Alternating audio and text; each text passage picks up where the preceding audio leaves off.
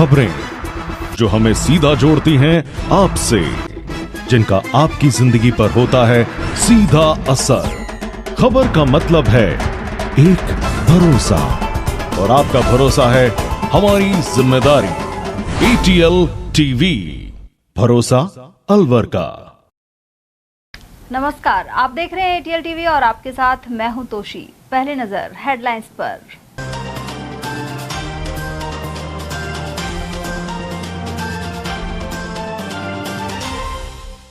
Social media पर युवती की फोटो वायरल करने से रोका तो 5 को किया गंभीर घायल। तिजारा के बैरला गांव की है घटना। 9 साल के बालक के सामने मां ने करवाया था पिता का मर्डर। खेड़ली के मानसिंह हत्याकांड में सामने आए तथ्य। हॉस्टल में अजनबियों के आने और घटिया खाने से तंग आई छात्राएं। सूर्यनगर अल्पसंख्यक छात्रावास की बदइंतजामी को लेकर उठाई आवाज। और किशोर न्याय बोर्ड और सुधार गृहों के निरीक्षण में मिली खामियां, जिला न्यायाधीश ने सुधार की दी हिदायत। और अब हेडलाइंस को देखते हैं विस्तार से। तिजारा क्षेत्र के बैरला गांव में सोशल मीडिया पर एक युवती की फोटो वायरल करने से रोकने पर 2 पक्षों में मारपीट हो गई। ग्रामवासी रिंकू मेघवाल, शेर सिंह, रेनू, अंकित और राहुल पर गांव के ही कुछ लोगों ने लाठी डंडों से हमला कर दिया। इस हमले में 5 लोग गंभीर रूप से घायल हो गए। इनमें से 2 की हालत गंभीर होने के कारण उन्हें प्राथमिक उपचार के बाद अलवर रेफर किया गया है। उधर रिंकू मेघवाल की पत्नी आशा ने बताया कि गांव की एक युवती की फोटो कुछ लोगों द्वारा सोशल मीडिया पर वायरल की जा रही थी। इसका विरोध करने पर हमला कर दिया गया। उधर पुलिस ने मामला दर्ज कर जांच शुरू कर दी है। हाँ, लड़की छेड़खानी से। अच्छा, किसने हमला किया? गुजर और ये सतीश, सुनील, मनदीप, दीवान, मुकेश। क्या क्या हथियार थे उनका? फरसी, कुआड़ियों, लाठी। गांव के रहने वाले हैं? हाँ। तो पुलिस आई कि मौके पे? तुम्हारे कितने लोगों को लगी है? हमारे 5 लोगों। अलवर के खेड़ली में हुए मानसिंह हत्याकांड में नए तथ्य सामने आए हैं। मानसिंह के 9 साल के पुत्र के सामने उसके पिता की हत्या की गई थी। उसकी मां अपने प्रेमी को हत्या करते हुए देखती रही। मर्डर का पूरा प्लान उसकी मां ने ही बनाया था। यह मासूम पिता की हत्या का चश्मदीद गवाह है। उसने बताया कि हत्या वाले दिन देर शाम उसके पापा घर पर आए थे। उन्होंने पुत्र से मोबाइल चार्जिंग पर लगाने को कहा और अंदर चले गए।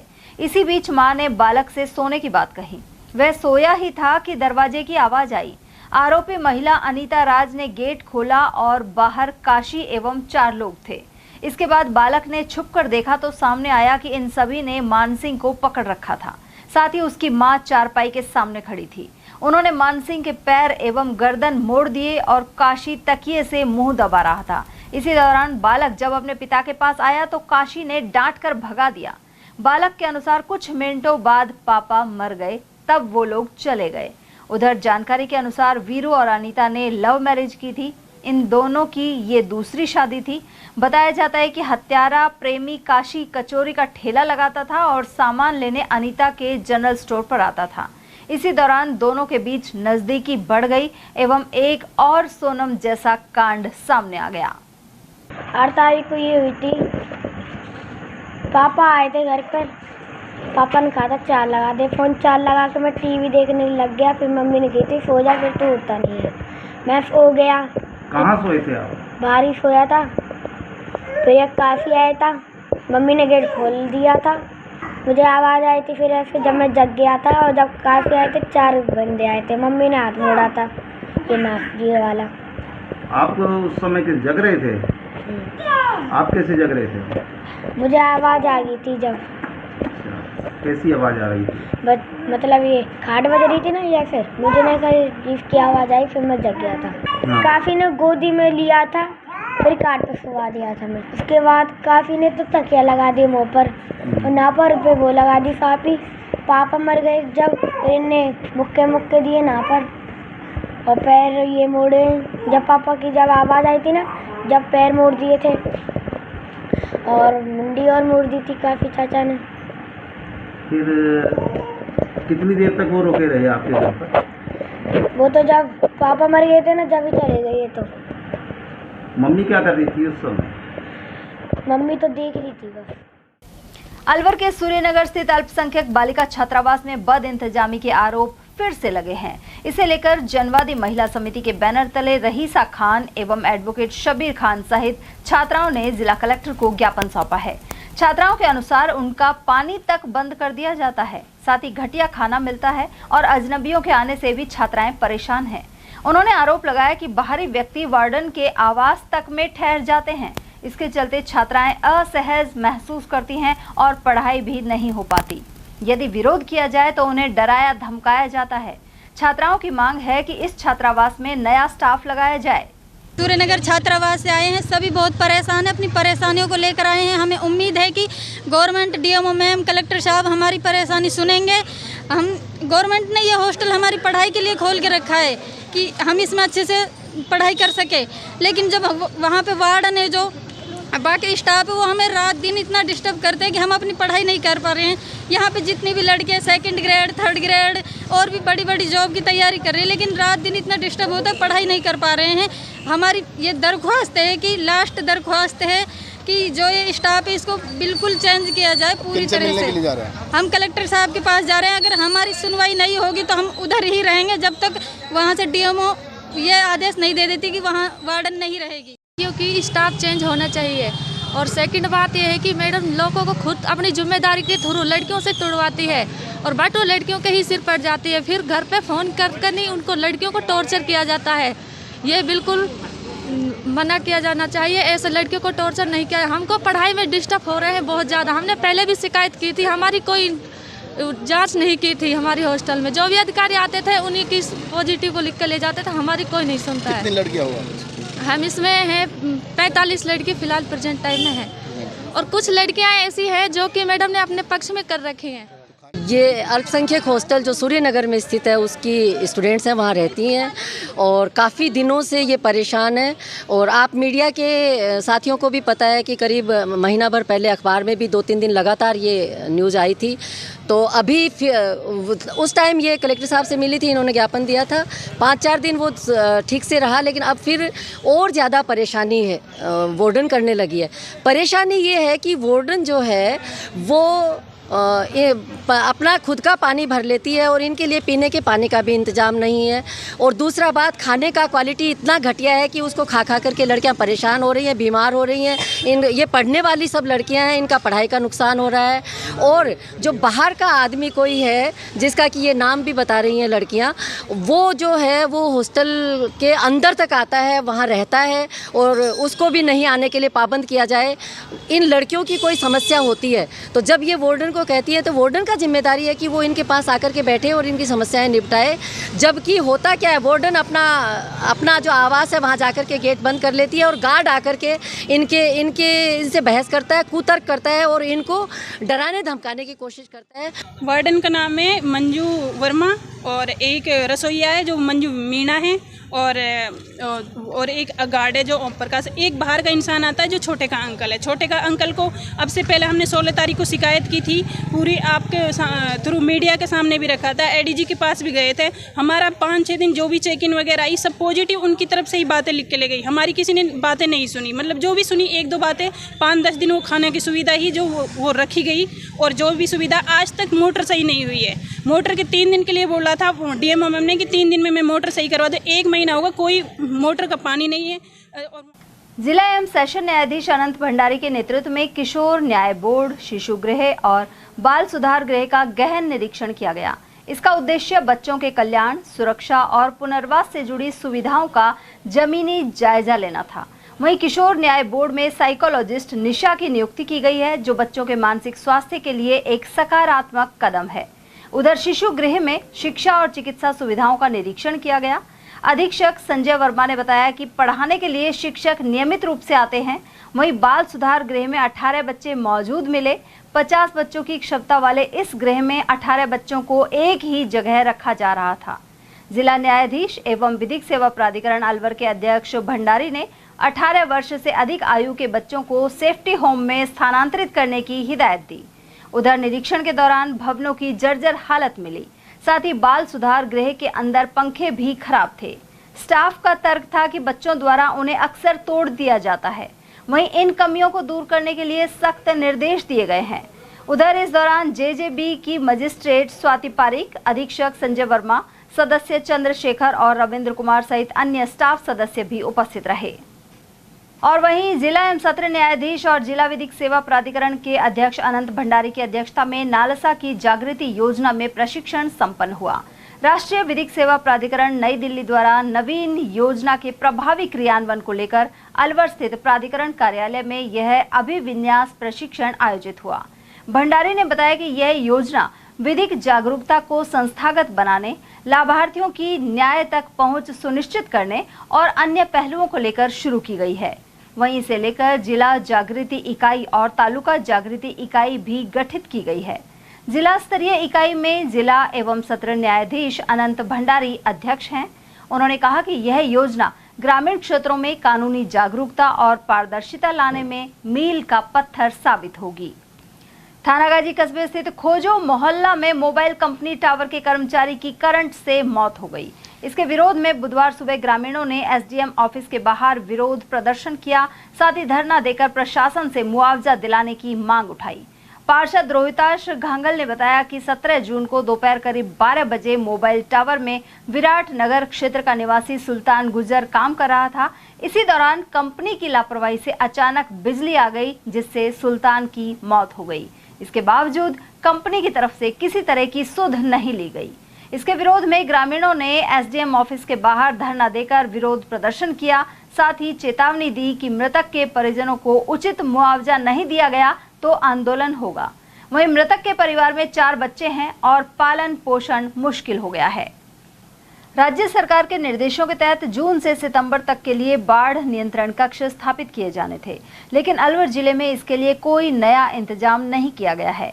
जिला मुख्यालय के मिनी सचिवालय में पहले से संचालित सामान्य कंट्रोल रूम, सी विजन और वाई कंट्रोल रूम को ही बाढ़ नियंत्रण कक्ष घोषित कर दिया गया। करीब 15 शिक्षकों की यहां ड्यूटी लगा दी गई है, जो लगातार सेवाएं दे रहे हैं। बुधवार को यहां शिक्षक गोविंद और अजीत ड्यूटी पर तैनात मिले। गोविंद ने बताया कि व्हाट्सएप ग्रुप पर आदेश और सूचनाएं भेजी जा रही हैं और पूरे जिले की मॉनिटरिंग की जा रही है। उन्होंने कहा कि पहले यह कंट्रोल रूम सामान्य कार्यों के लिए था, लेकिन अब बाढ़ नियंत्रण की जिम्मेदारी भी यहीं से निभाई जा रही है।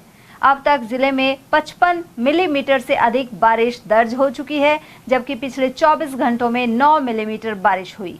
थानागाजी और राजगढ़ में अब तक बारिश नहीं हुई है। तो मेरा नाम गोविंद है और सुबह 8 बजे जो जितनी भी तहसीलों में जो बारिश होती है सुबह हमें व्हाट्सएप ग्रुप के ज़रिए मिल जाती है। तो अलवर में आज सुबह 8 बजे तक 1 mm बारिश हुई थी नाइट में। टोटल अब तक 9 mm बारिश हो चुकी है। रामगढ़ में ऐसे ही सुबह तक की 12 है और लक्ष्मणगढ़ में 24 है। कठुमर में 5 mm, मालाखेड़ा में 8 mm है। राजगढ़ में नील है बारिश और बहादुरपुर में 25 mm है। थानागाजी में 0 है। गोविंदगढ़ में 10 mm बारिश है। तो क्या ये जो नियंत्रण कक्ष बना है, क्या कल ही आदेश हुए हैं इसके? मेरे पास कल ही आया था, ये व्हाट्सएप ग्रुप पे डाला था। आप लोग तो पहले से स्थापित हैं, किस कंट्रोल रूम के तहत बैठा रखा है? हाँ, पहले से भी वो जब ये अभी भारत और पाकिस्तान का युद्ध चल रहा था ना, उस समय भी एक वो बनाया था कंट्रोल रूम पहले से। विधानसभा का भी था और पहले से नॉर्मल जो कंट्रोल रूम चल रहा है उसको भी, और अब जो कल डाला है इसको भी इसी में ही इन्वॉल्व करके सबको पाबंद कर दिया है। बहरहाल बाढ़ नियंत्रण कक्ष के लिए अलग से प्रावधान एवं बजट के बावजूद अलवर में कोई नई व्यवस्था दिखाई नहीं देती। बढ़ते हैं अगली खबर की ओर, जहां प्री मानसून की बारिश का दौर जारी है और बार बार शहर की सड़कों पर पानी भर रहा है। साथ ही कीचड़ और गंदगी से आमजन को भारी परेशानी का सामना करना पड़ रहा है। कई जगह तो सड़कों से गुजरना मुश्किल हो जाता है। जगह जगह जल भराव, उखड़ी सड़कें और खुले नाले नगर निगम की सुस्ती को दर्शा रहे हैं।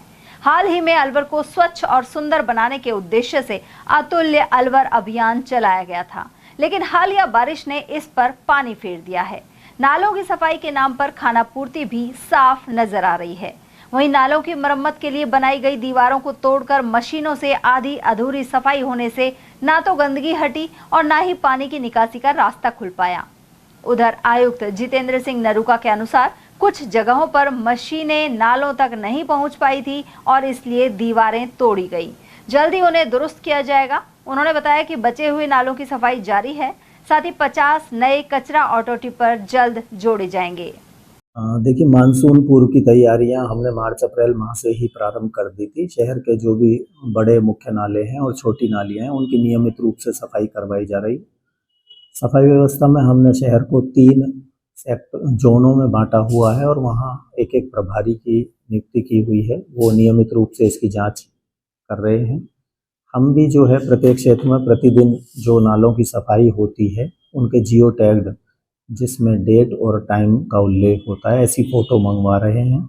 साथ ही हम बिफोर और आफ्टर की कार्य से पहले किसी नाले की क्या स्थिति थी और कार्य होने के पश्चात क्या स्थिति है, इनके फ़ोटो नियमित रूप से मंगवाते रहते हैं। इसके साथ ही मैं आमजन से भी आपके माध्यम से अनुरोध करना चाहूँगा कि वे अपना कचरा ऑटो टिपर में ही डालें, क्योंकि शहर में जो मुख्य रूप से कचरा नालों में होता है वो प्लास्टिक के ग्लास, प्लास्टिक की बोतलें और पॉलीथीन के कारण होता है, जो कि पर्यावरण के लिए हानिकारक है और बायोडिग्रेडेबल नहीं होता है वो। और दूसरा, हमारे पशु भी उसको खा लेते हैं और ये प्लास्टिक और पॉलीथीन जो क्या है कि नाले में अवरोध उत्पन्न करते हैं। उस अवरोध के कारण जल भराव की स्थितियां पैदा होती हैं। आमजन भी अपना जो प्लास्टिक का कचरा है उसको पृथक रखे। हम गीले और सूखे कचरे को अलग अलग डालने पर जोर देते रहे हैं। आने वाले दिनों में हम 50 ऑटो टिपर और शहर में चालू करेंगे, जिनकी कैपेसिटी पूर्व में चल रहे ऑटो टिपर से अधिक होगी। उनमें अधिक कचरा आएगा। जिन वार्डों में अधिक ऑटो टिपर की आवश्यकता होगी, जहाँ जनसंख्या अधिक है, वहाँ 2-2 ऑटो टिपर भी चलाएंगे। तो वो कोशिश ये करें कि नियमित रूप से उसी में अपना कचरा डालें। और मानसून में जैसे अभी 1-2 बारिश हुई है और ऐसी स्थिति कहीं जल भराव की उत्पन्न होती है तो हमारी टीम सक्रिय हो जाती है तुरंत ही, और जो भी पानी आदि भरता है वहाँ पर आधे से 1 घंटे में हम सफाई करवाने का प्रयास करते हैं। जल भराव के बाद जो कचरा होता है उसको हमारे सफाई कर्मी तुरंत हटाने की व्यवस्था करते हैं। इसके लिए हम जेसीबी और अन्य उपकरणों की भी मदद ले रहे हैं। अभी हाल ही में 2 बारिश के बाद सड़कों पर हाँ, देखिए, कुछ स्थान हैं जहाँ पर नियमित रूप से थोड़ी जल भराव की स्थिति होती है। वो ढलवां स्थान पर है, उनको हम पहले से ही नोटिस में रखते हैं। मैंने स्वयं भी शहर का भ्रमण किया है ताकि ऐसे क्षेत्रों को चिन्हित किया जा सके। वहाँ पर हम सबसे पहले जल निकासी की व्यवस्था करवाते हैं। अतुल्य अलवर को लेकर जो नालों के चारों ओर दीवार लगाई गई थी, दीवारों को तोड़ के सफाई कर रहे हैं। देखिए, दीवारों को तोड़कर नहीं, पर कुछ स्थान ऐसे हैं जहाँ पर जेसीबी अंदर जाने के लिए उसका झुकाव होता है तो वहाँ वो टूटने की स्थिति आती है। हमारा प्रयास रहेगा कि शीघ्र अतिशीघ्र उन दीवारों की मरम्मत करवाएं। अलवर के स्कीम 4 स्थित आदर्श विद्या मंदिर में 12 दिवसीय नवीन आचार्य अभ्यास वर्ग संपन्न हो गया है। इस मौके पर विद्या भारती संस्थान जयपुर प्रांत के मंत्री विजय सिंह फौजदार ने कहा कि भारत अपनी संस्कृति के कारण ही विश्व गुरु है। यदि हम अपने जीवन मूल्यों को भूले तो यह संस्कृति नष्ट हो जाएगी। वहीं जिला सचिव और वर्ग संयोजक सतीश चंद्र शर्मा ने बताया कि शिविर में अलवर और दौसा जिलों के संभागी शामिल हुए। उन्हें विभिन्न सत्रों में योगाभ्यास, बौद्धिक सत्र, सुलेख और शुद्ध लेख, कक्षा प्रबंधन और प्रश्न पत्र निर्माण आदि अनेक पहलुओं से अवगत करवाया गया। साथ ही विजेताओं को पुरस्कार दिए गए। अंत में आदर्श शिक्षा समिति अलवर के व्यवस्थापक डॉक्टर राजीव सक्सेना ने आभार जताया। इस अवसर पर प्रबंधन समिति व्यवस्थापक डॉक्टर मान सिंह जायसवाल, दौसा के जिला सचिव कमलेश गौतम, मालवीय नगर विद्यालय के प्रधानाचार्य और क्षेत्रीय सह संस्कृत प्रमुख सुजीत कुमार झा आदि मौजूद रहे।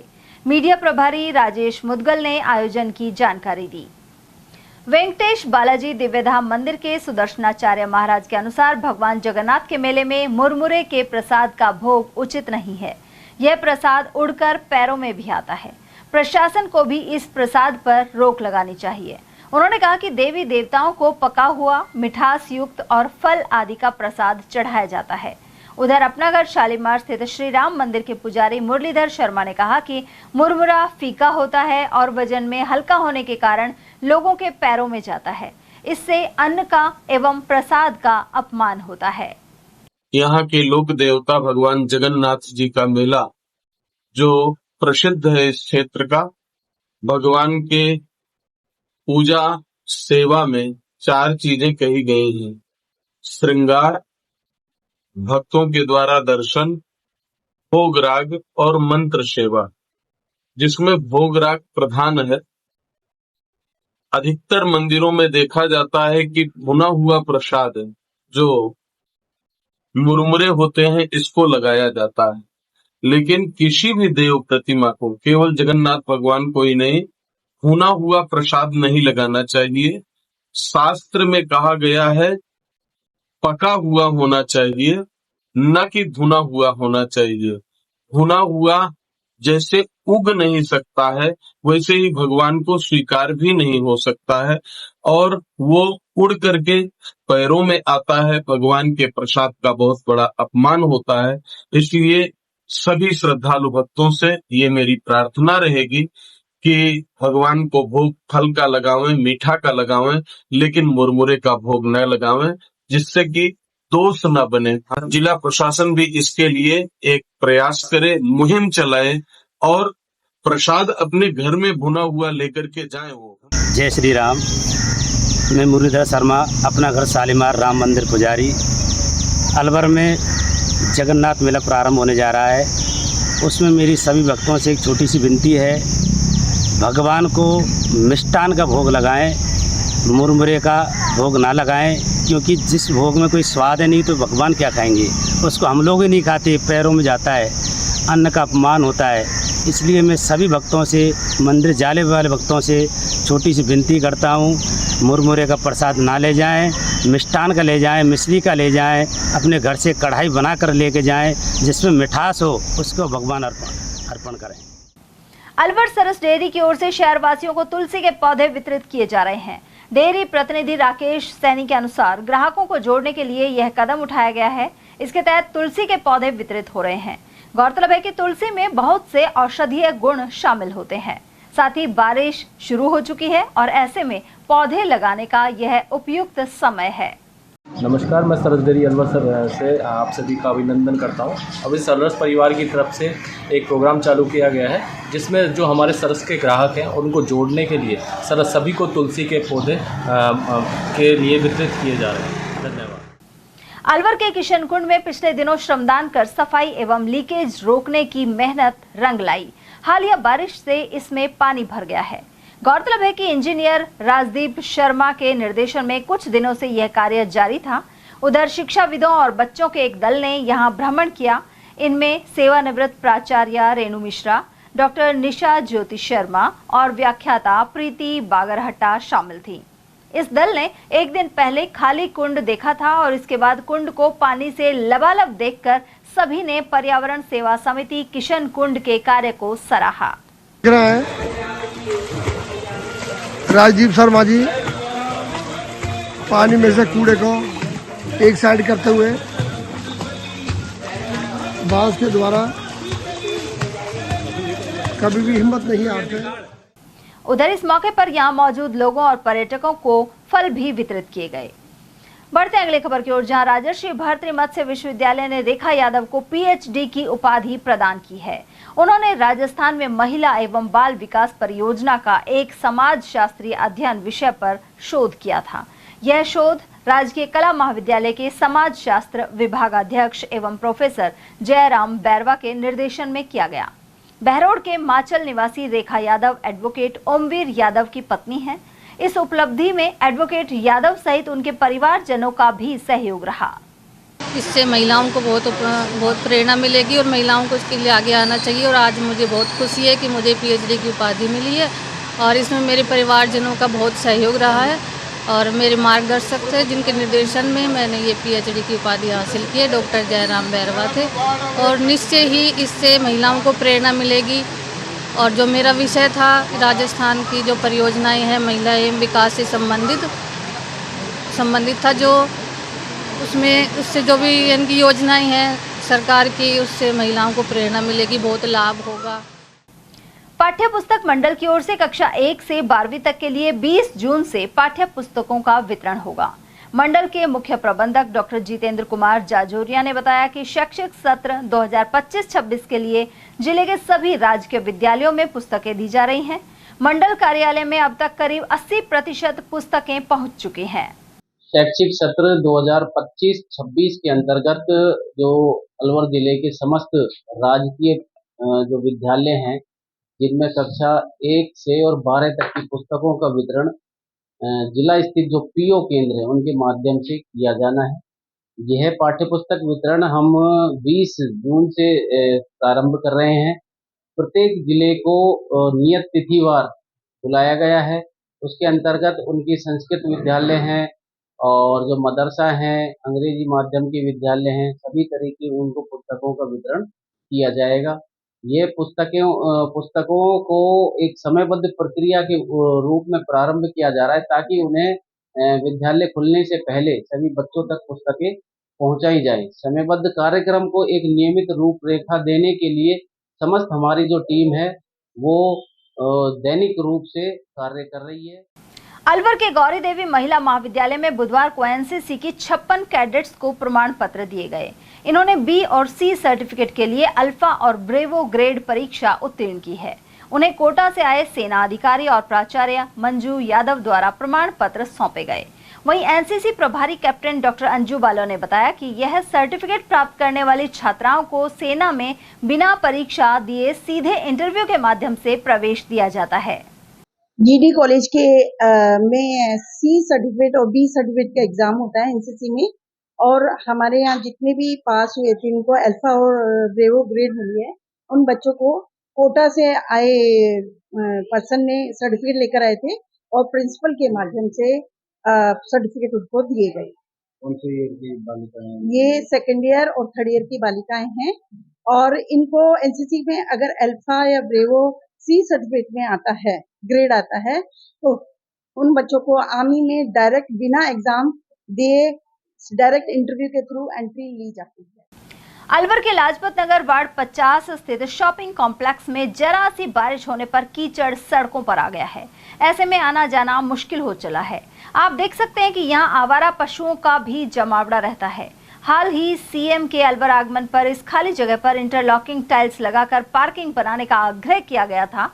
पार्किंग से नगर निगम को आय भी होगी, इसके बावजूद अभी तक कोई कार्रवाई नहीं हो पाई है। इसे लेकर केंद्रीय एवं प्रदेश के वन मंत्रियों से भी आग्रह किया जा चुका है। अब बाशिंदों ने मुख्यमंत्री को पत्र भेजकर समाधान का आग्रह किया है। खबरें अभी और भी हैं, लेकिन फिलहाल वक्त एक छोटे से ब्रेक का, फौरन लौटेंगे। आप बने रहिए हमारे साथ और देखते रहिए एटीएल टीवी। एटीएल द्वारा गर्मी के मौसम में वन्य जीवों के लिए जारी मुहिम के तहत काफी वर्षों से पानी और चारा बालाकिला जंगल में भेजा जा रहा है।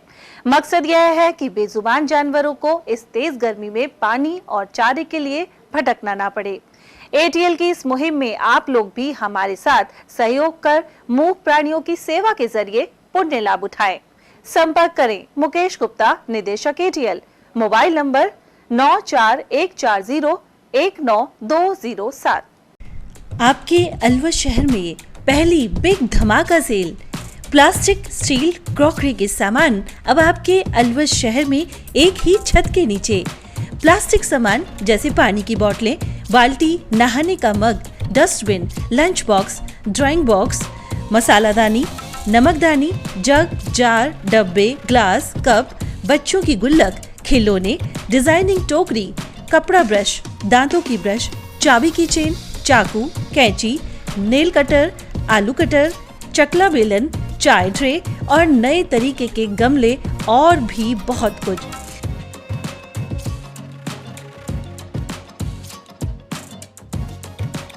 स्टील के सामान भी जैसे स्टील चम्मच, ग्लास, कप, जग, थाली, परात, चलना, पूरी जारा और नॉन स्टिक आदि प्रकार के स्टील आइटम। यह सेल कुछ ही समय के लिए है। समय है प्रातः 9 बजे से रात्रि 9:30 बजे तक। पता नोट करें, पुरुषार्थी धर्मशाला, विवेकानंद चौक, अशोका टॉकीज, अलवर।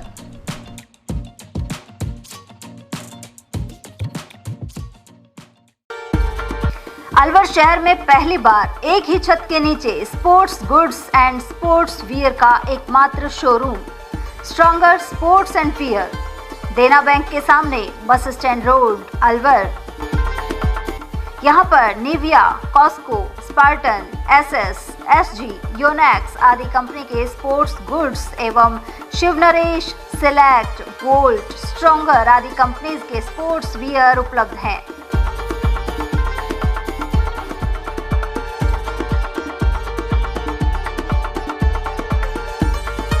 यहाँ टीम के लिए स्पोर्ट्स किट और ट्रैक सूट एवं हाउस टी-शर्ट्स भी तैयार कराए जाते हैं। एक बार अवश्य पधारें। Contact number Ashok Kumar 9460374217, Ajay Kumar 9414890908। अलवर शहर में आदित्य ग्रुप ऑफ एजुकेशन शिक्षा के क्षेत्र में अपनी श्रेष्ठता का परचम लहरा रहा है। बोर्ड परीक्षा में 100% परिणाम दे रहा है। सत्र 2024 में विद्यार्थी पलक जैन, दक्षिता शर्मा व आरजू जांगीड़ ने बोर्ड परीक्षा में 98% अंक प्राप्त कर संस्था को गौरवान्वित किया। संस्था द्वारा तीनों विद्यार्थियों को 21-21 हजार रुपए का पुरस्कार देकर सम्मानित किया गया। संस्था को स्कूल एक्सीलेंट अवार्ड से भी सम्मानित किया गया। हमारे यहाँ अंग्रेजी व हिंदी माध्यम में साइंस, कॉमर्स और आर्ट्स के अनुभवी अध्यापक अध्यापिकाओं द्वारा शिक्षण की उत्तम व्यवस्था है। साइंस वर्ग में 11th, 12th foundation, NEET, IIT का स्कूल फीस में ही अध्ययन करवाया जा रहा है। विद्यालय के द्वारा सुसंस्कारित शिक्षा प्रदान की जा रही है। विद्यालय में सांस्कृतिक कार्यक्रम, खेलकूद प्रतियोगिता, विज्ञान एवं प्रौद्योगिक विभाग द्वारा आयोजित प्रतियोगिता में छात्र छात्राओं ने भाग लेकर विद्यालय को गौरवान्वित किया है। हमारे यहाँ पढ़ाई में कमजोर विद्यार्थियों की अलग से कक्षाएं लगाकर पढ़ाई से संबंधित कमजोरी को दूर किया जाता है। प्रॉब्लम सॉल्विंग काउंटर के माध्यम से विद्यार्थियों की समस्या का समाधान प्रशिक्षित अध्यापकों द्वारा किया जाता है। डोर टू डोर वाहन सुविधा, CCTV कैमरे, साप्ताहिक टेस्ट, प्रतिमाह अभिभावक संगोष्ठी, स्कूल प्लस कोचिंग की अफोर्डेबल फीस में उत्तम व्यवस्था। हमारे शिक्षण संस्थान Om Aditya public senior secondary school, Delhi academy senior secondary school, Aditya academy एवं आदित्य कैरियर इंस्टीट्यूट में शिक्षण की उत्तम व्यवस्था है। अभिभावकों से निवेदन है कि उत्कृष्ट परीक्षा परिणाम प्राप्त करने के लिए एक बार विद्यालय की जानकारी लेकर अपने बच्चों को उत्तम शिक्षा दिलाएं। आदित्य की परंपरा, सेवा, संस्कार व समर्पण।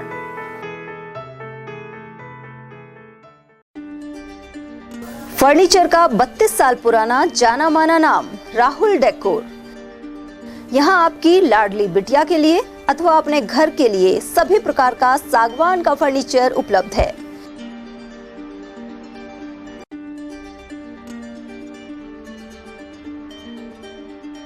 Double bed, dressing table, sofa set सागवान एवं कपड़े वाले तथा सेंटर टेबल, भट्टी कलर, स्टील अलमारी, ब्रांडेड एवं सॉफ्टी फोम के गद्दे आपकी नाप तोल से बनाए जाते हैं।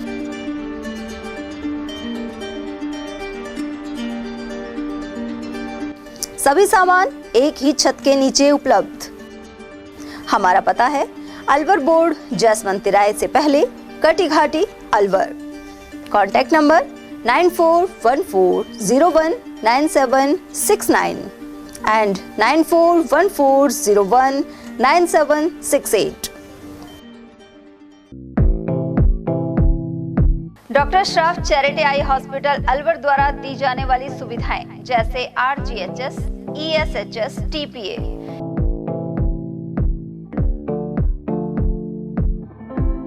इसके अलावा registration, OPD service, OT ward, store एवं अलवर जिले में first time low vision clinic की सुविधा दी जा रही है। लो विजन एड क्लिनिक जो दिव्यांग बच्चों जिनकी निगाह बहुत सारे इलाज के बाद भी कम रह जाती है, उस ऐसे मरीजों के लिए या ऐसे बच्चों के लिए जो बेस्ट पॉसिबल जो डिवाइसेस होते हैं वो हमारे पास अवेलेबल है, जिससे हम ऐसे बच्चों का मदद कर सकते हैं। ऑप्थेल्मोलॉजी डॉक्टर द्वारा चिन्हित मरीज लो विजन क्लिनिक की सुविधा उठा सकता है। हमारे यहाँ विभिन्न प्रकार की जांचें जैसे OCT, RFNL, VFA, B scan, YAG laser, A scan की सुविधा उपलब्ध है। हमारा पता है doctor Shroff charity eye hospital, Subhash Nagar, NEB road, Alwar, Rajasthan. Contact number 014423705559। Retirement के बाद खेती करूंगा। कैप्टन, तूफान आपको क्लीन बोल्ड कर देगा। और बाढ़ पिच बहा ले जाएगी। हर आपदा के छक्के छुड़ा दूंगा। ये क्या है? फसल बीमा? सिर्फ बीमा नहीं, शेमा, 100 से ज्यादा फसलों का बीमा, प्रति एकड़ सिर्फ 499 रुपए से। जल्द और आसान भुगतान, सबसे जरूरी हो जब शेमा साथ दे तब। सिर्फ बीमा नहीं, शेमा। अभी कॉल करें या ऐप डाउनलोड करें। Kshema general insurance. हीरे, सोने, चांदी के जेवरातों के विक्रेता दुर्गा प्रसाद सुनील दत्त ज्वेलर्स, बजाजा बाजार, अलवर।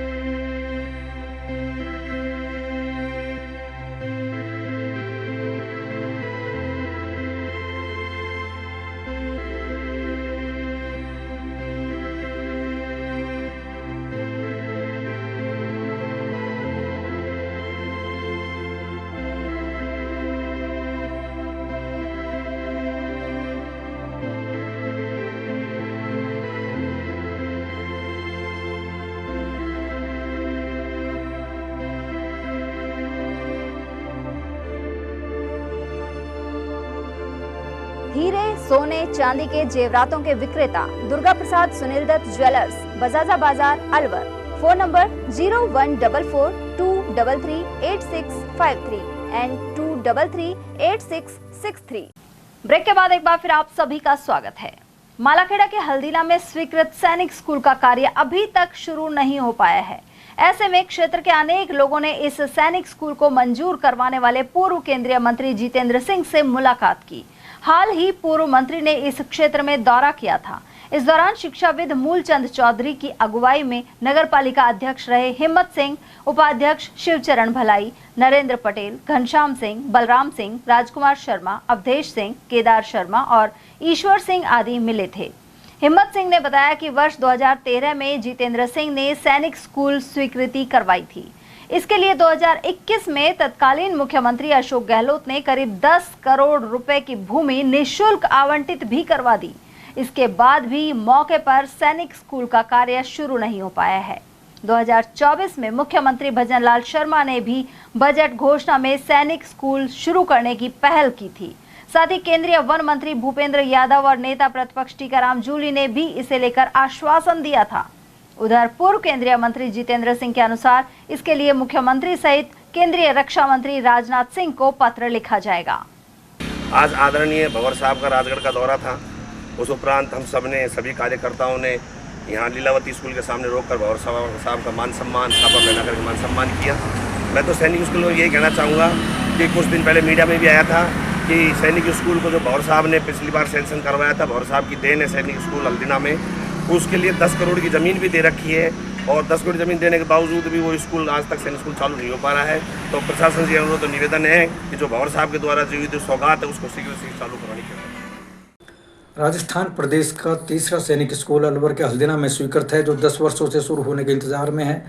कई वर्षों पहले सैनिक स्कूल के नाम से निःशुल्क भूमि आवंटित हो चुकी है तथा मुख्यमंत्री भजनलाल ने भी इसको बजट घोषणा में शामिल किया था। केंद्रीय वन मंत्री भूपेंद्र यादव ने भी इसको जल्दी ही शुरू करने का आश्वासन दिया, लेकिन अभी तक धरातल पर कुछ नहीं है। वहीं नेता प्रतिपक्ष टीकाराम जूली, पूर्व केंद्रीय रक्षा राज्य मंत्री भंवर जितेंद्र सिंह से भी लोग मिले हैं, लेकिन पार्टियों के बीच में सैनिक स्कूल फुटबॉल बन रहा है, जिससे क्षेत्र का और प्रदेश का बहुत नुकसान हो रहा है। जबकि सभी के बच्चे यहाँ पढ़ेंगे, गरीब, मजदूर, किसान, व्यापारी, नौकर पेशा सभी के बच्चे होनहार प्रतिभावान इसमें पढ़कर अपने भविष्य संवार सकेंगे, लेकिन इंतजार है यह कब शुरू होगा। मैं अवधेश सिंह। मालाखेड़ा उपखंड क्षेत्र के ग्राम पीला ढाबा भैंस की मौत हो गई। सूचना मिलने के बाद मौके पर मालाखेड़ा थाना पुलिस और पशु चिकित्सक पहुंचे। उधर सरपंच सुनीता ने बताया कि गत रात्रि बारिश एवं तेज हवाओं के बाद हाई वोल्टेज लाइन से घरेलू केबल टच हो गई थी। इसके चलते पशुपालक गिरधारी यादव की भैंस करंट की चपेट में आ गई।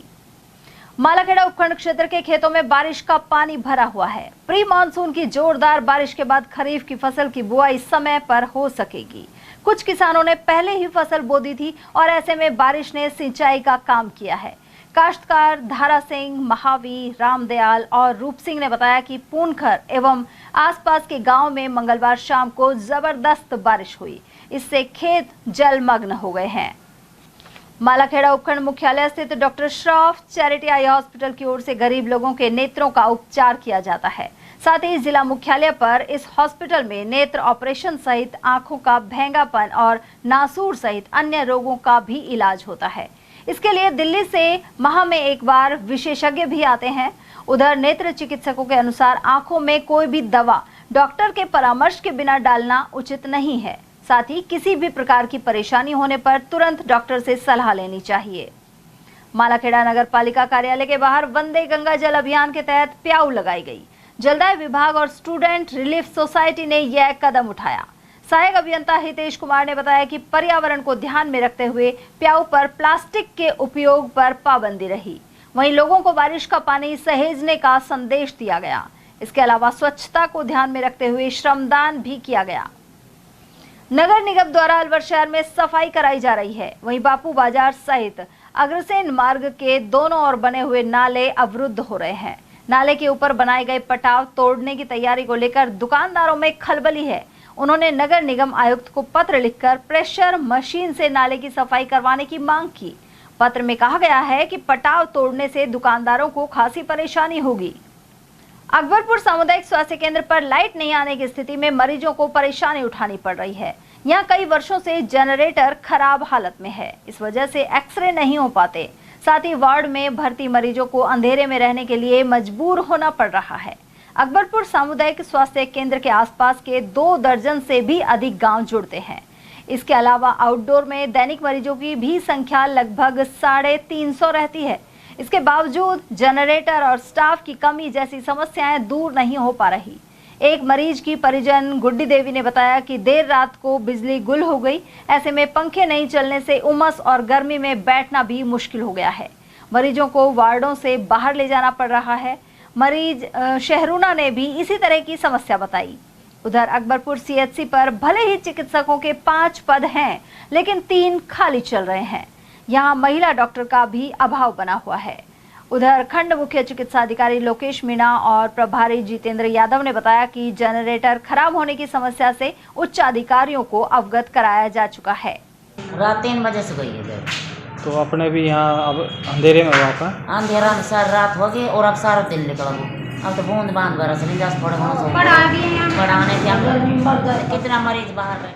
सीएचसी अकबरपुर में जैसा कि अभी पता लगा है कि भाई यहाँ जो जनरेटर लगाया हुआ है पहले का वो ख़राब है। उसके लिए उच्च अधिकारियों को पहले लिखा जा चुका है, लेकिन उनके द्वारा अभी तक जो कंपनी है उसके द्वारा ठीक नहीं करवाया गया है। तो इसके लिए हम क्या है कोई वैकल्पिक व्यवस्था अभी जब तक ये ठीक नहीं होगा तब तक करवाएंगे। इन्वर्टर है या और चीज़ें हैं जो जैसे भी होगी यहाँ पे लाइट की व्यवस्था दुरुस्त करवा दी जाएगी। इसके साथ ही डॉक्टर्स की कमी के लिए बार बार हम CMS सर के थ्रू लेटर भिजवा चुके हैं, लेकिन अभी तक अब जैसे नई पोस्टिंग होने वाली है तो हो सकता है कि यहाँ पे हमें 2 डॉक्टर और मिल जाए। अकबरपुर ग्राम पंचायत में संपूर्ण भारत स्वच्छता अभियान के तहत गतिविधियां जारी हैं। इसी क्रम में जगह जगह डस्टबिन लगाए गए हैं। साथ ही एक वाहन लाउड स्पीकर के जरिए लोगों को जागरूक करता हुआ कचरा एकत्र कर डंपिंग यार्ड में पहुंचाएगा। उधर सुरेंद्र शर्मा का कहना है कि ग्राम पंचायत द्वारा स्वच्छता अभियान के तहत साफ सफाई करवाई जा रही है।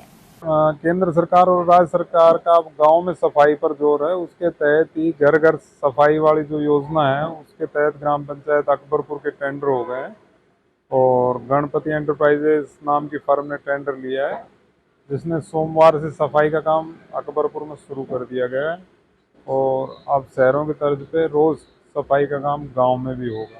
क्या है, बहुत पुराना कचरा भरा हुआ है।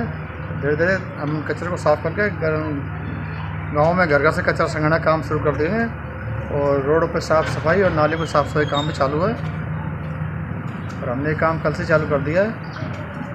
और आज भी जो पुराना कचरा था इनका सालों पुराना वो जेसीबी से उठाया जा रहा है आपके सामने समक्ष है। तो सर अपने निरंतर चलती रहेगी? हाँ, ये सफाई निरंतर चलती रहेगी। सर अपने 1 वर्ष का है या अभी तो देखो हमें जो अब 6 महीने के आदेश दिए हैं, आगे जैसे हमारा तो काम करने का है। अपनी योजना के तहत है या वैसे? योजना के तहत। कौन सी योजना से? संपूर्ण भारत स्वच्छता अभियान। भर्तरी धार्मिक स्थल पर स्नान घाटों पर सफाई सहित पॉलीथीन बिक्री पर रोक लगाने के लिए ग्रामीणों ने प्रशासन से मांग की है। गौरतलब है कि यहाँ रोजाना सैकड़ों की संख्या में श्रद्धालु पहुंचते हैं और दर्शन कर मन्नतें मांगते हैं, लेकिन स्नान घाटों में गंदगी होने के कारण वातावरण प्रदूषित हो रहा है। यहाँ पहाड़ों की तलहटी में वन्यजीव भी पानी पीने के लिए आते हैं और पॉलीथीन आदि से उन्हें भी नुकसान होने का डर है। स्थानीय लोगों का कहना है कि भर्ती स्थल पर प्रसाद के लिए पॉलीथीन के बजाय कागज के लिफाफों का ही उपयोग किया जाना चाहिए। सिलीसेट तिराहे पर बोरिंग खुदाई के विरोध में बुधवार को 21वें दिन भी धरना जारी रहा। वहीं गुरुवार को अलवर मिनी सचिवालय का घेराव किया जाएगा। यहाँ किसान ट्रैक्टर रैली के रूप में पहुंचेंगे। संघर्ष समिति के अध्यक्ष और प्रदेश महामंत्री भूपत सिंह बालियान ने बताया कि सुबह 9 बजे सिलीसेट तिराहे पर सभी ट्रैक्टर एकत्रित होंगे। उधर इस दौरान सिलीसेट तिराहा और उमरैन आदि बाजार बंद रहेंगे।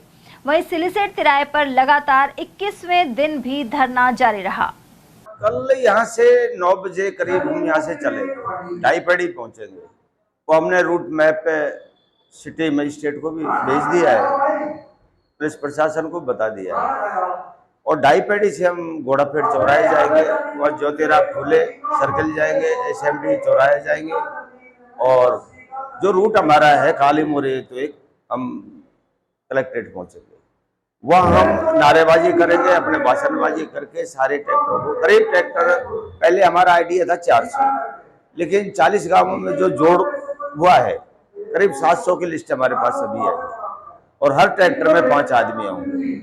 हमारे करीब 50 वॉलेंटियर होंगे जो ट्रैक्टरों में पानी पिलाए का काम करेंगे और शांति व्यवस्था बना के रखेंगे। और ये बहुत बड़ा आंदोलन होगा। उसके बाद में हम धरना स्थल पाएंगे, एक बड़ी मीटिंग करेंगे, सबको खाना मिलेगा या एक बड़ी मीटिंग करेंगे और अगली रणनीति की हम घोषणा करेंगे। जब तक सरकार आज 4 बजे प्रशासन वार्ता के लिए कहा है कि हम आ रहे हैं, ठीक है आओ, वार्ता कर लेंगे, बात बनेगी।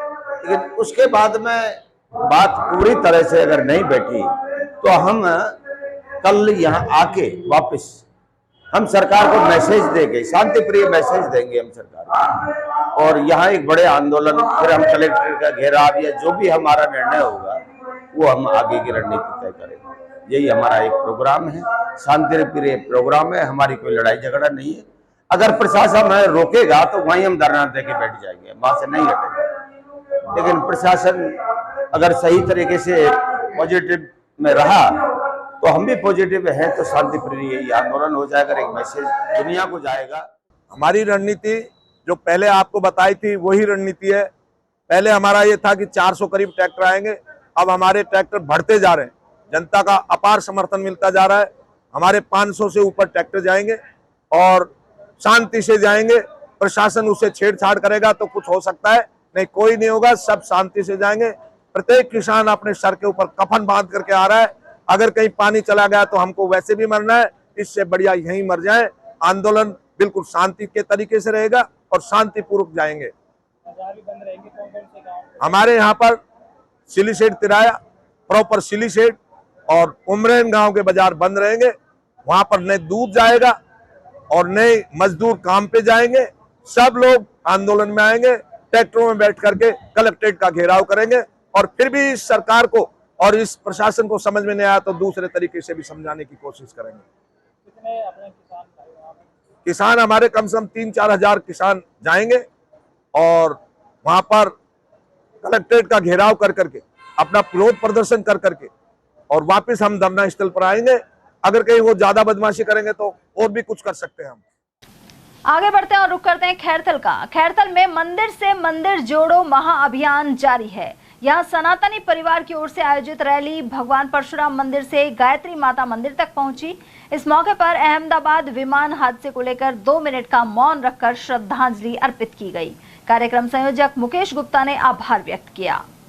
राजस्थान में ठेकेदारी व्यवस्था में फर्जी दस्तावेजों के सहारे टेंडर हासिल करने के आरोप सामने आए हैं। खैरथल नगर परिषद में कार्यरत राज कॉन्ट्रैक्टर फर्म द्वारा फर्जी श्रम विभाग लाइसेंस के आधार पर टेंडर लेने का खुलासा हुआ है। इस मामले में क्षेत्रीय स्थानीय निकाय विभाग जयपुर के उप निदेशक विनोद पुरोहित ने कड़ी कार्रवाई के निर्देश जारी किए हैं। आयुक्त को स्पष्ट निर्देश दिए गए कि फर्म के चारों कार्यों के टेंडर तत्काल प्रभाव से निरस्त किए जाएं। वहीं अग्रिम जमा की गई अमानत राशि को जब्त करते हुए फर्म को ब्लैक लिस्ट किया जाए। विनोद पुरोहित की जांच रिपोर्ट के अनुसार राज कॉन्ट्रैक्टर ने श्रम विभाग की वेबसाइट से एक एक्सपायर लाइसेंस डाउनलोड कर उसमें एडिटिंग करके वैध दिखाने का प्रयास किया था। फर्म को किशनगढ़ बास नगर पालिका में भी कई टेंडर मिले हुए हैं। आयुक्त के अनुसार कार्रवाई प्रक्रिया में है, लेकिन अभी टेंडर रद्द नहीं हुए हैं। इस लापरवाही से नगर परिषद के कामकाज पर सवाल उठ रहे हैं। अब देखना यह होगा कि स्थानीय निकाय विभाग और स्वायत्त शासन विभाग इस मामले में आगे क्या रुख अपनाते हैं। तिजारा क्षेत्र के ईशरोदा गांव में साईजी महाराज का 20वां वार्षिकोत्सव संपन्न हुआ। यह कार्यक्रम प्रधान जयप्रकाश यादव के मुख्य आतिथ्य और सरपंच रतिराम यादव की अध्यक्षता में किया गया।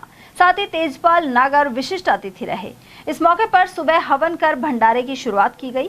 साथ ही अजीत सिंह एवं रोहिताश दायमा की टीम ने रागिनी एवं भक्ति भजनों से समा बांध दिया। वहीं नीट परीक्षा में सफल होने पर सूर्यपाल यादव का अभिनंदन किया गया। इस अवसर पर भाजपा नेता देशपाल यादव, रणचीर सिंह, प्रदीप कुमार, राजीव लंबरदार, निहाल ठेकेदार, ताराचंद फौजी, उदयराम, ओम प्रकाश यादव और लखीराम आदि उपस्थित रहे। टपुकड़ा के सरकारी अस्पताल नूह चौक के पास नाले की दीवार ढह गई। इसकी ऊंचाई करीब 5 फुट है। हालांकि बगल में ही एक अन्य विशाल दीवार बनी हुई है और ऐसे में बड़ा हादसा होने से बच गया।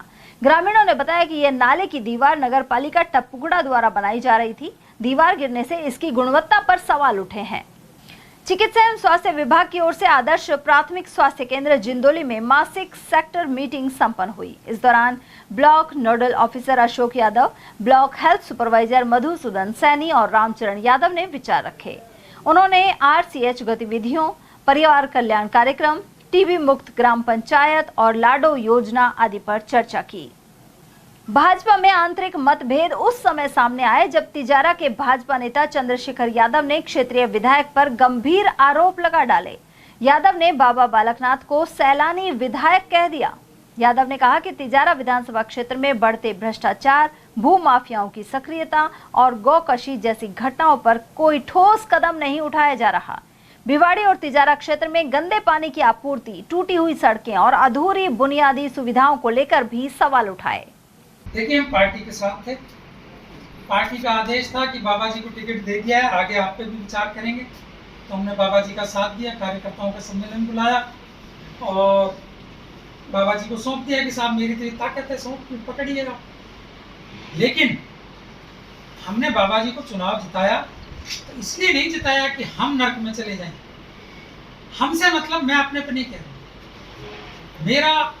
मेरे जब जब दर्द और तकलीफ होती है, मेरे जब जब चीज चलती है, जब जब तिजारा का किसी भी कोने का कोई भी हिस्सा, एक भी आदमी तकलीफ में रहता है और वो उस फैसले की वजह से रहता है जिसमें हम भी शामिल थे। तो बाबा जी को जिताने में जब हम शामिल थे उस फैसले में, और आज बाबा जी की वजह से मेरे तिजारा के कुछ लोग, इस तिजारा के भाग्य विधाता, भाग्य लिखने वाले मेरे काका ताऊ, ये तकलीफ में हैं। ये अपनी बात तक बाबा जी के सामने नहीं रख सकते। चंडाल चौकड़ी घिरे रहती है। अलग से कोई बात करना चाहे तो जाते नहीं है। अलग से बात करने की हो सकता है कोई आदमी उन लोगों से दुखी हो जो चंडाल चौकड़ी घेर के बैठी है, उन्हीं के बारे में कोई शिकायत करना चाहते हैं। सवाल है कि चंडाल चौकड़ी तो बाबा जी जब उनके चारों तरफ वो बैठे हैं लोग, तो बाबा जी के मुंह पे कैसे कह देगा कि साहब फलाने आदमी ने मेरे साथ ये कर। प्रजापिता ब्रह्म कुमारी ईश्वरीय विश्वविद्यालय गोविंदगढ़ एवं तालुका विधिक सेवा समिति लक्ष्मणगढ़ ने योगाभ्यास शिविर लगाया। इसकी अध्यक्षता ब्रह्म कुमारी मिथिलेश ने की। उनके अलावा PLV अनिल कुमार ने बताया कि 21 जून के उपलक्ष्य में योग एवं विधिक शिविर आयोजित किया गया। इस दौरान स्वामी गणेशानंद योगाचार्य द्वारा अनेक योग क्रियाएं करवाई गई। साथ ही नालसा के टोल फ्री राष्ट्रीय विधिक सहायता हेल्पलाइन नंबर की जानकारी दी। शिविर में मधु खंडेलवाल, जगदीश सोनी, इंद्रलाल चोरपुरिया, डॉक्टर रोशन लाल, अशोक गुकलानी, रमेश भगवती, नीलम गोचर और सीमा गावा आदि मौजूद रहे। पैर के उंगली से लेकर सिर के बाल तक एक एक शरीर के अंग प्रत्यंग को शिथिल छोड़ दो, रिलैक्स छोड़ दो, बिना किसी मूवमेंट के मन से शरीर को रिलैक्स छोड़ दो। प्रदेश कांग्रेस कमेटी की बैठक प्रदेश अध्यक्ष गोविंद सिंह की अध्यक्षता में जयपुर में आयोजित हुई। इसमें 200 विधानसभा प्रभारी शामिल हुए। अलवर से कांग्रेस के नेता एवं 2 विधानसभा क्षेत्रों के प्रभारी अनवर साजिद खान ने भी बैठक में शिरकत की। साथ ही बताया कि प्रदेश अध्यक्ष को अब तक के कार्य की रिपोर्ट दी गई है। प्रदेश अध्यक्ष ने बूथ स्तर पर पार्टी को मजबूत करने के निर्देश दिए हैं। इसके अलावा आगामी समय में सक्रिय कार्यकर्ताओं को सम्मान दिया जाएगा। साथ ही निष्क्रिय एवं कामचोर नेताओं को संगठन से हटाया जाएगा। उत्तर प्रदेश कांग्रेस कमेटी के अंदर अध्यक्ष गोविंद सिंह डटोसरा ने जिस तरह से 200 जो विधानसभाओं के प्रभारी हैं उनकी बैठक ली, आप भी 2 विधानसभा क्षेत्र के प्रभारी हैं, क्या फीडबैक लिया, क्या दिशा निर्देश दिए और बैठक में क्या क्या निर्णय हुए, क्या जानकारी है? देखिए, राजस्थान प्रदेश कांग्रेस कमेटी ने बूथ लेवल से लेकर ऊपर के शीर्ष संगठन तक को मजबूती के लिए पूरे राजस्थान में 200 विधानसभाओं में समन्वयक लगाए हुए हैं। मुझे भी 2 विधानसभाओं की जिम्मेदारी मिली हुई है और पिछले कई माह से पूरे ब्लॉक स्तर की कार्यकारिणियों का पुनर्गठन किया गया है, हर मंडल की कार्यकारिणी का पुनर्गठन किया गया है बूथ लेवल पर, क्योंकि सबसे जो मजबूत संगठन है वो बूथ का है और आज बूथ को मजबूत करने की ज़रूरत है, क्योंकि कांग्रेस पार्टी ही एक ऐसी पार्टी है जो संविधान की रक्षा करती है, भाईचारे की रक्षा करती है, गरीब मजदूर की आवाज़ उठाती है, जो एक तरह का सुशासन देती है। जिस तरह से आज भारतीय जनता पार्टी देश में शासन कर रही है, भाई को भाई से लड़ा रही है, देश की संस्थाओं को बेच रही है और इस तरह से युवाओं में बेरोजगारी इस कदर फैल गई है, महंगाई अपने उच्चतम स्तर पर पहुंच गई है, डॉलर के मुकाबले में अपने न्यूनतम स्तर पर चला गया है, चारों तरफ हाहाकार मचा हुआ है, कहीं कोई जनहित की कोई काम नहीं हो रहे हैं। ऐसी सरकार को हटाने के लिए कांग्रेस पार्टी अपने बूथ को मजबूत कर रही है, बूथ पर जाकर बूथ के एजेंट बना रही है। निश्चित रूप से बूथ एक नींव है, अगर बूथ मजबूत है तो संगठन मजबूत है और आज बूथ को इसलिए भी मजबूत करने की ज़रूरत हो गई क्योंकि भारतीय जनता पार्टी जिस तरह से माननीय राहुल गांधी ने कहा था कि चुनाव में ये चोरी कर रही है, फर्जी वोटिंग करा रही है, फर्जी वोट बना रही है, तो इन सारी चीज़ों की जानकारियां कार्यकर्ताओं को रहें, इसको सुचारू रूप से इसको मजबूती देने के लिए बूथ लेवल पर काम करने की हमको सलाह दी गई है। अब तक के हमारे कार्य की माननीय राजस्थान के ऊर्जावान प्रदेश अध्यक्ष गोविंद सिंह डोटासरा ने 1-to-1 हर प्रभारी से संवाद किया है और उनको BLA2 जो बनेंगे, जो सरकार के लिए काम करेंगे, वो किस तरह से बनेंगे उनके लिए जानकारी दी गई है और निश्चित रूप से आने वाले समय में कांग्रेस पार्टी का संगठन बहुत मजबूत होगा। कांग्रेस का कार्यकर्ता राजस्थान की जनता की लड़ाई लड़ेगा। उधर अनवर साजिद खान के अनुसार AICC ने राजस्थान के मॉडल को अपनाने का निर्णय लिया है।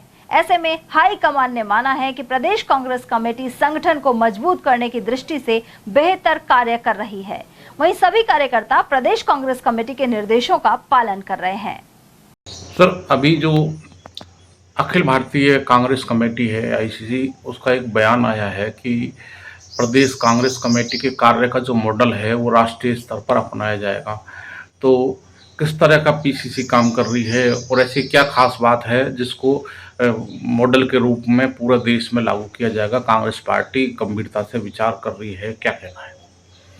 देखिए, निश्चित ही हमारे लिए बहुत गर्व की बात है कि राजस्थान प्रदेश कांग्रेस कमेटी का जो इस समय संगठन का काम चल रहा है उसका AICC ने तारीफ की है और AICC की तरफ से एक बयान जारी हुआ है कि राजस्थान के जो संगठनात्मक जो कार्य चल रहे हैं इस मॉडल को AICC अपनाएगी। निश्चित रूप से मैं आपसे बता रहा हूँ कि हर 200 विधानसभा एक नए तरह की परिपाटी लाकर 200 विधानसभाओं में PCC ने अपने प्रभारी नियुक्त किए हैं जो वहाँ हर बूथ तक जा रहे हैं, हर ब्लॉक में मीटिंगें ली हैं। हमने भी अब कई मीटिंगें ली हैं, वहाँ के उनको पाबंद किया है, जो वहाँ के विधायक हैं, जो वहाँ के जो दूसरे जनप्रतिनिधि हैं वो भी पूरा सहयोग कर रहे हैं और ब्लॉक के उनको लेकर का साथ चल रहे हैं। मंडल में कार्यकारियों का गठन हो रहा है, उन कार्यकारियों का विस्तार हो रहा है और बूथ पे भी कार्यकारिणी बन रही है और इस बार ग्राम अध्यक्ष बनेंगे, ग्राम इकाइयाँ बनेंगी, हर गाँव में अध्यक्ष बनेगा।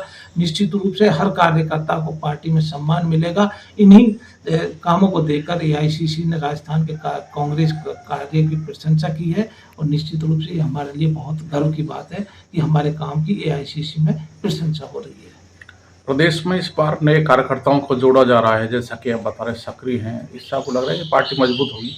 निश्चित रूप से देखिए, राहुल गांधी जी भी कई बार भरी सभा में ये बिना संकोच के उन्होंने कहा है कि हमारे बीच कुछ ऐसे अवसरवादी लोग हैं जो रहते तो कांग्रेस में, काम बीजेपी का करते हैं। ऐसे लोगों को, ऐसे विभीषणों को हमें बाहर लाना है, पार्टी से दूर करना है, और ऐसे कार्यकर्ता जो बहुत लंबी लाइन में लगे हुए हैं, जो पार्टी के लिए काम करना चाहते हैं, उनको आगे लाकर संगठन में एडजस्ट कराना है।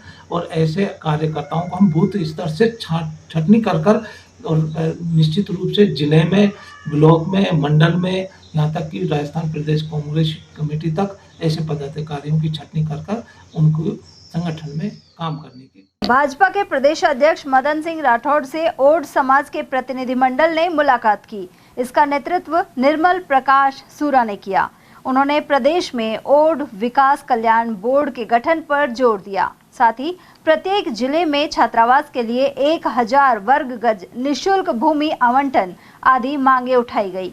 ज्ञापन में मांग की गई है कि ओड समाज को राजनीति, आर्थिक और शैक्षिक दृष्टि से आगे लाया जाए।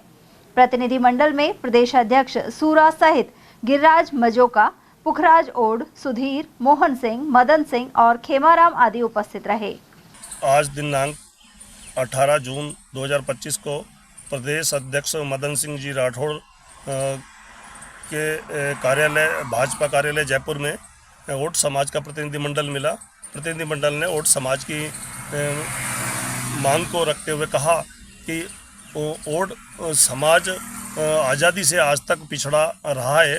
राजनीतिक, आर्थिक, शैक्षिक एवं धार्मिक स्तर पर बहुत ही दयनीय स्थिति में अपना जीवन यापन कर रहा है। तो उन्हें ओड समाज का ओड विकास कल्याण बोर्ड बनाए जाने की लंबे समय से मांग की जाती रही है। यह प्रदेश अध्यक्ष जी को अवगत कराया गया।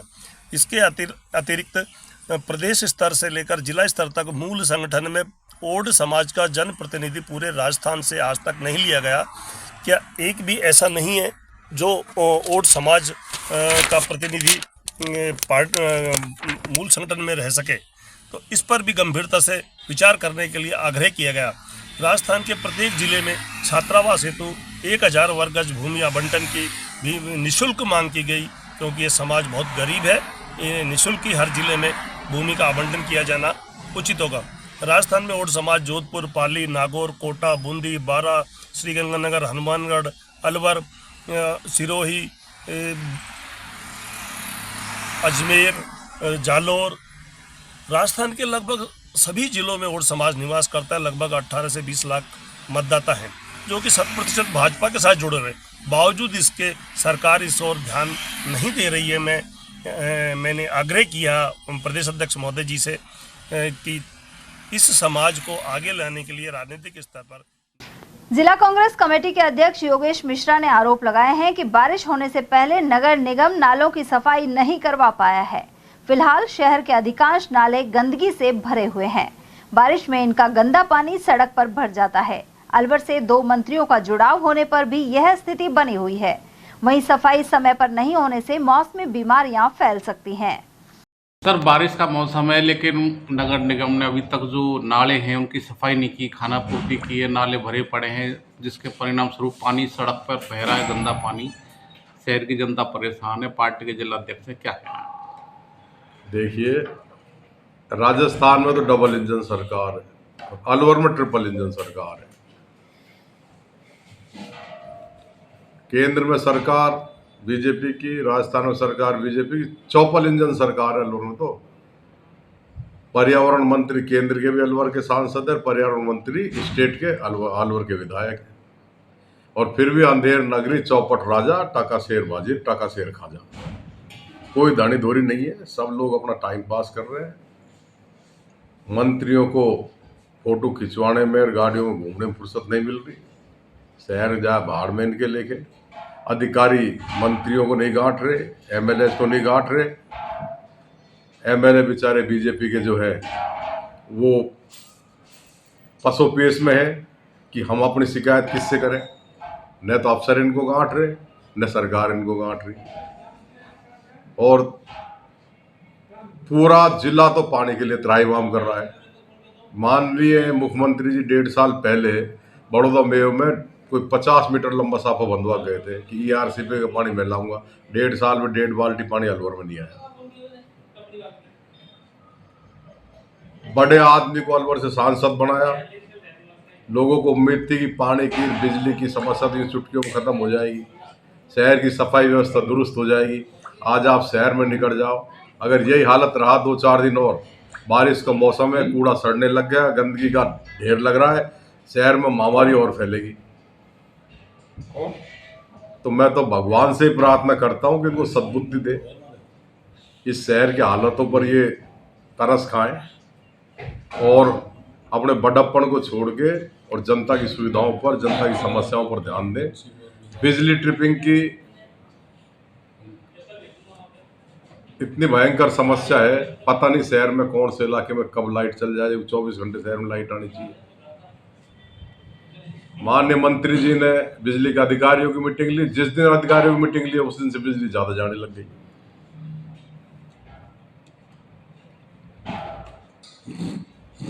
सांसद महोदय क्षेत्र में आते हैं, 4 उद्घाटन करके चले जाते हैं, उनको कोई मतलब नहीं। तो 4 इंजन की सरकार फेल होगी भैया। हवाई जहाज में तो 2 इंजन थे, उसके दोनों इंजन फेल हुए तो वो क्रैश हो गया। अब यहाँ 4 इंजन फेल हो गए तो यहाँ क्या हाल हो गए, भगवान ही मालिक है। और चलते चलते एक नजर हेडलाइंस पर।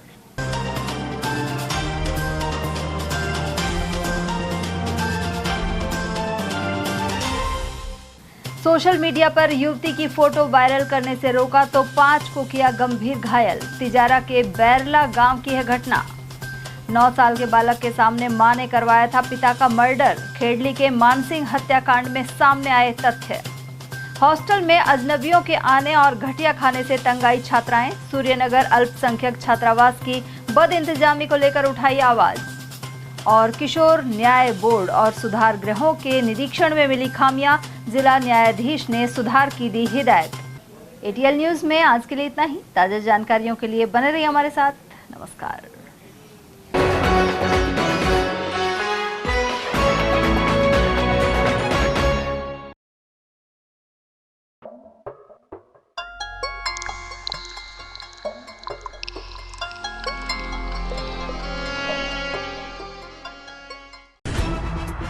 खबरें जो हमें सीधा जोड़ती हैं आपसे, जिनका आपकी जिंदगी पर होता है सीधा असर। खबर का मतलब है एक भरोसा, और आपका भरोसा है हमारी जिम्मेदारी। एटीएल टीवी, भरोसा अलवर का।